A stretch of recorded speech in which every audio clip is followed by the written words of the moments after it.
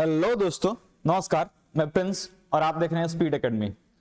आज हम लोग जो सेट 1 हुआ था आपका, उसका सॉल्यूशन कर रहे हैं जीके जीएस का, ठीक है, जिसमें आपके 20 प्रश्न हैं और इन 20 प्रश्नों को हम लोग थोड़ा सा आज डिटेल्स में चर्चा नहीं करेंगे, बट आंसर और उसके साथ साथ और भी जो जानकारियां होंगी उनको जरूर समझेंगे, ठीक है।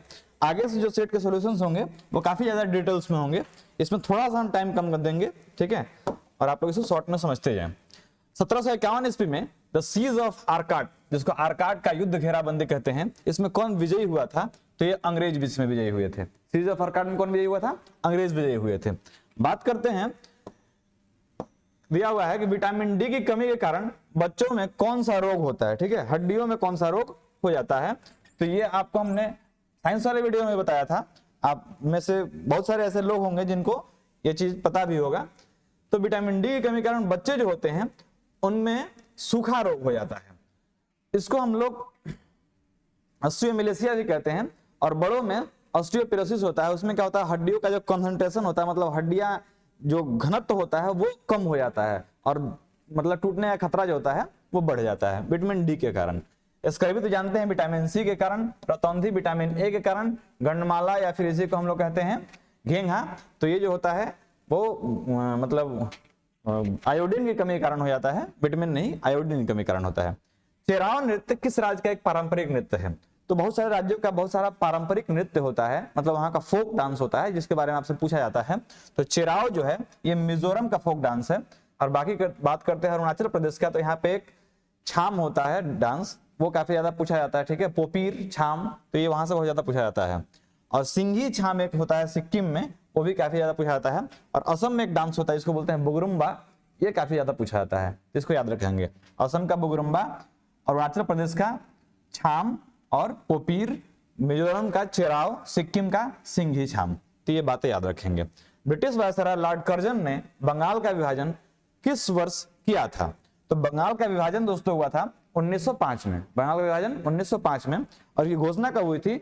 19 जुलाई 1905 को, मेरे जन्मदिन के दिन।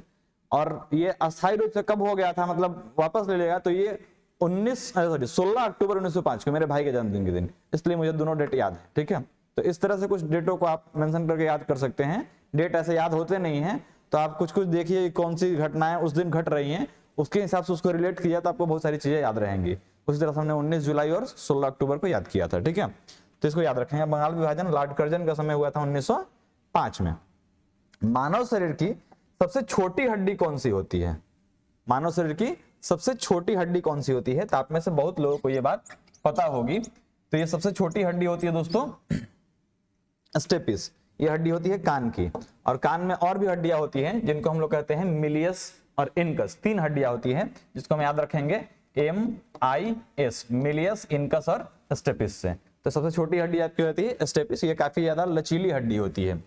बात करते हैं सेम पुस्तक, इसके लेखक कौन है? सेम पुस्तक के लेखक हैं सलमान रश्दी। सलमान रश्दी जो है ये सेम पुस्तक के लेखक हैं। और रुडयार्ड कपलिंग को आप लोग बहुत अच्छे से जानते होंगे। इनकी पुस्तक है द जंगल बुक। कौन सी पुस्तक है? The jungle book. इससे आप लोग मतलब इस बुक से ये काफी ज्यादा फेमस हुए थे, ठीक है। भारत में संविधान का कौन सा भाग नागरिकों के कर्तव्यों से संबंधित है?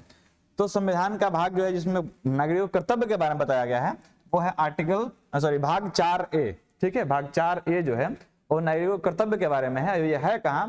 तो आर्टिकल 51 के क में जोड़ा गया है। किस आर्टिकल में है? 51 के क में इसको जोड़ा गया है। कुल मिला के हमारे पास मौलिक कर्तव्य, जिनको मूल कर्तव्य कहते हैं, इनकी संख्या है 11। ये पहले 10 हुआ करती थी। इसमें लास्ट वाला जो है 11वां जो है ये कब जोड़ा गया? 1986 में एक संविधान 86वां संशोधन किया गया 2002 में, ठीक है। 2002 में 86वां संशोधन किया गया और उसमें 6 से 14 वर्ष तक के बच्चों के लिए शिक्षा का जो अधिकार था, जो मूल कर्तव्य में के रूप में इसमें जोड़ा गया, ठीक है। निम्न में से क्या अस्थि मज्जा द्वारा बनाई गई रक्त कोशिका का एक प्रकार नहीं है?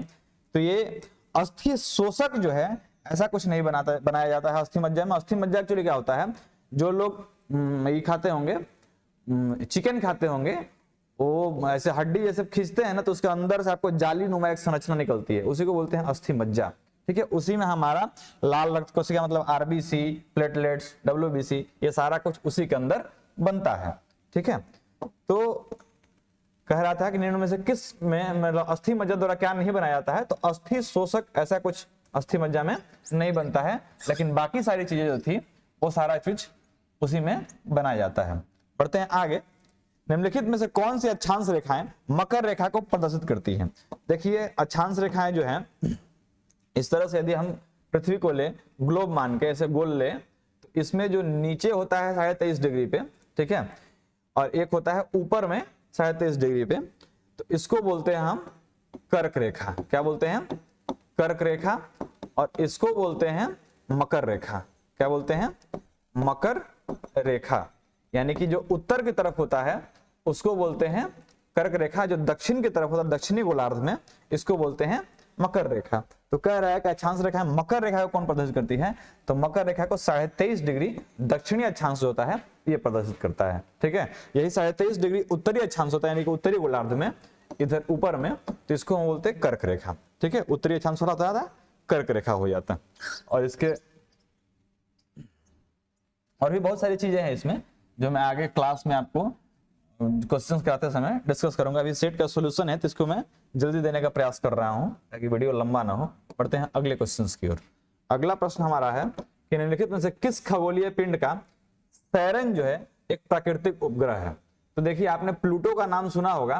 प्लूटो एक आपका ग्रह हुआ करता था जिसको बाद में निकाल दिया गया ग्रह के श्रेणी से, तो उसी का एक उपग्रह है जिसका नाम होता है सैरन, ठीक है। मंगल के दो उपग्रह हैं, एक होता है फोबोस और दूसरे का नाम है डिमोस। और सबसे अधिक किसी के उपग्रह हैं तो वो है शनि के, लगभग क्या पूरा 82 मान के चलिए। इसके पहले आपने याद रखा होगा बृहस्पति के सबसे अधिक ग्रह हैं तो उसका 79 बचा है, और इसमें थोड़ा सा और ज्यादा सर्च किया गया तो 82 पहुंच गया, ठीक है। और होमिया जो है ये एक तरह का बौना ग्रह है, ठीक है। ये बौने ग्रह के श्रेणी में आता है जिसमें प्लूटो को भी शामिल कर दिया गया है और होमिया भी उसी के अंदर आता है। निम्नलिखित में से कौन सा कारक मैटर हेड रोग नाम के लिए जिम्मेवार है? मैटर हेड रोग एक्चुअली क्या है कि जब आपके अंदर किसी माध्यम से पारा की मात्रा यदि आपके सांस के माध्यम से आपके शरीर में पहुंच जाती है तो आपको रोग हो जाता है मैटर हेड, ठीक है, जिसमें आपका मानसिक संतुलन जो है वो डिस्टर्ब होने लगता है, इसको बोलते हैं मैटर हेड रोग। और यदि पानी के माध्यम से पारा यदि आपके शरीर में आ जाता है तो उससे आपको होता है रोग, इसको बोलते हैं मीना माता। कौन सा रोग होता है? मीना माता रोग हो जाता है। तो पारा विषाक्तता है जिसको बोलते हैं मैटर हेड रोग, ठीक है। विटामिन डी की कमी से तुमने बता दिया, ऑस्टियोपोरोसिस और ऑस्टियोमेलेसिया। लोहे की धूल सांस में लेने से कुछ मतलब फेफड़ा खराब हो जाएगा। सिलिका धूल, मतलब ये सारी चीजों के धूल से आपका फेफड़ा डिस्टर्ब हो सकता है। तांबे का यदि शरीर में ज्यादा मात्रा बढ़ जाए तो विल्सन नामक रोग होता है। इस तरह से बहुत सारे रोग आपको मैं डिस्कस करूंगा डिजीज वाला चैप्टर में, या फिर मैंने साइंस का जो वीडियो डाला है उसमें हमने बहुत सारे डिजीज के बारे में बताया है। बढ़ते हैं अगले प्रश्न की ओर। भारतीय संविधान के निम्नलिखित में से किस अनुच्छेद में यह वर्णित है कि संसद के पास संघ सूची में शामिल किसी भी मामले में संबंध कानून बनाने की विशेष शक्तियां हैं? तो आर्टिकल 246 में ऐसा लिखा गया है कि संघ सूची में जो भी कानून बनेंगे वो संसद के उसमें सारे के सारे मतलब उपबंध होंगे। निम्नलिखित में से कौन सा राज्य केंद्र शासित प्रदेश पारंपरिक रूप में एक दही आधारित तरीदार व्यंजन से संबंध रखता है? तो देखिए एक व्यंजन है जिसका नाम होता है यखनी। नाम क्या होता है? यखनी। इसमें आपको मिर्च पाउडर, मसाला, धनिया ये सब डाल करके और तरीदार एक व्यंजन बनाता है। और ये होता है क्या? मटन ग्रेवी होता है, ठीक है, मटन ग्रेवी होता है।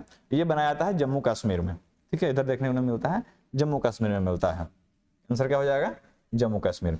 गुप्त प्रशासन के संदर्भ में विधि किसको कहते थे? देखिए हर एक प्रशासन जो आया, जो भी राज्यों का काल रहा, उसमें अलग अलग मतलब जो भी पोस्ट थे, डेजिग्नेशन थे, उनको अलग अलग तरह से संबोधित किया गया। तो जो गुप्त काल चल रहा था इसमें विधि शब्द आया था किसके लिए?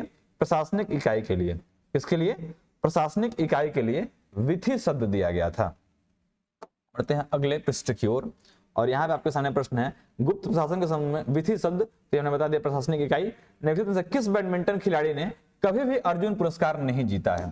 तो देखिए यहाँ पे चारों के चारों आपके सामने बैडमिंटन खिलाड़ी ही हैं। पहला नाम आता है पीवी सिंधु का, जिन्होंने लगातार 2 बार ओलंपिक्स में मेडल लाए हैं। पिछले बार इन्होंने सिल्वर लाया था और इस बार इनका ब्रॉन्ज मेडल रहा, तो इनको मिला है अर्जुन पुरस्कार। नेहा पंडित, इनको कभी भी अर्जुन पुरस्कार नहीं मिला है। अर्जुन पुरस्कार जो है 1961 से देना शुरू किया गया था, ठीक है। और जो कोच होते हैं, जो गुरु होते हैं, उनको गुरु द्रोण पुरस्कार दिया जाता है। और खिलाड़ियों को बेहतर परफॉर्मेंस के लिए ये अर्जुन पुरस्कार दिया जाता है। अश्विनी बोपन्ना को मिला है, पीवी सिंधु को मिला है और पारुल परमार को मिला है, नेहा पंडित को कभी नहीं मिला है। ओके, बढ़ते हैं आगे। निम्नलिखित में से कौन सा जंतु जगत के निडेरिया संघ से अंतर्गत आता है? तो निडेरिया के संघ में देखेंगे तो आपका कोरल आ जाएगा। ठीक है, बढ़ते हैं आगे। कौन सी राज्य सरकार भागवत गीता और रामायण अनुसंधान केंद्र विकसित कर रही है? तो ये पंजाब सरकार जो है, ये करंट अफेयर में हमने बताया होगा शायद, ये भागवत गीता और रामायण अनुसंधान केंद्र विकसित कर रही है। देश की पहली डिजिटल एड्रेस सिटी कौन सी होगी? ये करंट अफेयर का ही क्वेश्चन है। देश की पहली डिजिटल एड्रेस सिटी, तो ये इंदौर को बनाया जा रहा है। देश की पहली डिजिटल एड्रेस सिटी कौन सी होगी? इंदौर। अगला प्रश्न हमारे सामने, ये कौन सा अंतरराष्ट्रीय सौर संगठन के ढांचे के समझौते पर हस्ताक्षर करने वाला 108वां देश बन गया? देखिए 108वां देश जो है वो शामिल हुआ है, कौन? उसका नाम है पनामा। नाम क्या है? पनामा। पनामा की राजधानी पनामा सिटी, ये 108वां देश बना है। यहाँ पे हंगरी है, हंगरी की राजधानी बुडापेस्ट। नॉर्वे, इसकी राजधानी आप कमेंट करके बताएंगे। नेपाल, इसकी राजधानी आप कमेंट करके बताएंगे। प्रतिवर्ष परमाणु परीक्षण के विरुद्ध अंतरराष्ट्रीय दिवस ये किस दिन मनाया जाता है? ये मैं आपके लिए छोड़ रहा हूं, काफी ज्यादा आसान है, तो आप इसको कमेंट सेक्शन में जरूर बताएंगे कि आप सेट लगा के जाने के बाद आप अपने ऊपर कुछ काम करते हैं कि नहीं, यह हमको यहीं से पता चलेगा। इसलिए मैं लास्ट का क्वेश्चन छोड़ रहा हूं। परमाणु परीक्षण के विरुद्ध अंतरराष्ट्रीय दिवस का आयोजन कब किया जाता है, ये आप हमें कमेंट सेक्शन में बताएंगे। तो मिलते हैं अगले वीडियो में, जिसमें आपको रीजनिंग का मैं सोल्यूशन दूंगा पिछले दिन के सेट का। ठीक है, धन्यवाद।